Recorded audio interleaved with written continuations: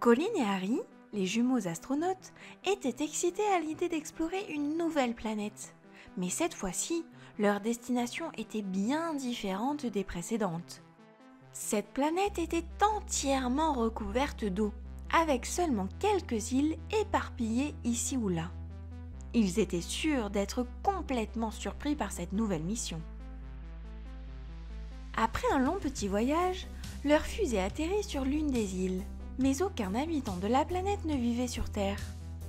Les jumeaux durent donc enfiler leur combinaison de plongée avant d'aller nager et d'explorer les profondeurs de cet immense océan.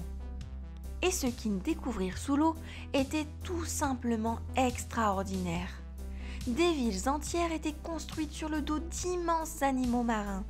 Des tortues de mer gigantesques nageaient lentement, portant sur leur dos des bâtiments et des maisons élégantes, tandis que des raies géantes transportaient des marchandises et des passagers d'une ville animale à l'autre. Colin et Harry étaient fascinés par la beauté et la complexité des villes sous-marines. Les bâtiments étaient faits de matériaux incroyables, semblables à des coquilles d'escargots géantes. Les rues étaient étroites et sinueuses, bordées de coraux lumineux et de plantes aquatiques chatoyantes. Les petits astronautes n'en revenaient pas. Ils n'avaient même jamais imaginé qu'une telle chose soit possible. Une fois leur émerveillement digéré, les jumeaux se joignirent aux habitants de ces villes sous-marines pour explorer leur monde fascinant. Les êtres de cette planète avaient tous une forme humanoïde, mais ils avaient des pieds palmés et des branchies de chaque côté du cou. Ils étaient tous très sympathiques et ils reçurent très chaleureusement les petits explorateurs. Ils leur expliquèrent le fonctionnement de leur planète, leur montrèrent comment ils vivaient. Ils laissèrent aussi Colin et Harry faire leurs propres expériences. Par exemple, les jumeaux purent nager avec des bancs de poissons et de dauphins colorés, plonger à travers des forêts géantes de coraux multicolores, ou encore admirer toutes les créatures étranges qui peuplaient cet océan. C'était absolument incroyable. Les petits astronautes passèrent ainsi des jours à explorer cet univers sous-marin et finalement, tandis qu'ils s'apprêtaient à repartir sur Nova, ils découvrirent une ville en perdition, sur le dos d'une tortue de mer blessée qui continuait d'être attaquée par une raie géante. Les habitants étaient désespérés et ne savaient pas quoi faire. Colin et Harry n'hésitèrent pas une seule seconde et leur offrirent leur aide. La raie géante tournait autour de la ville, détruisant tout sur son passage. Les habitants étaient terrorisés. Les jumeaux regardèrent bien la situation pour essayer de comprendre ce qu'il se passait.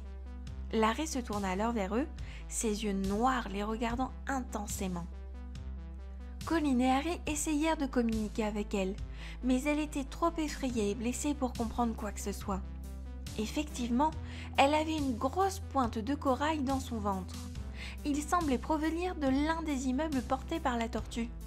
Les deux animaux avaient dû nager trop près l'un de l'autre et un bout de l'immeuble avait dû s'insérer dans la pauvre raie. Celle-ci avait alors sûrement cru être attaquée. Le frère et la sœur réagirent instantanément et décidèrent d'utiliser leur équipement pour soigner la raie géante et la guérir de ses blessures. Doucement, ils s'approchèrent donc de la raie géante, mais celle-ci ne se laissa pas faire. Elle avait peur qu'il lui fasse du mal. Alors, Harry eut l'idée de montrer à quoi servait leur appareil en l'utilisant d'abord sur la tortue blessée à la patte. Colin plaça l'appareil sur la blessure et celle-ci disparut comme par magie.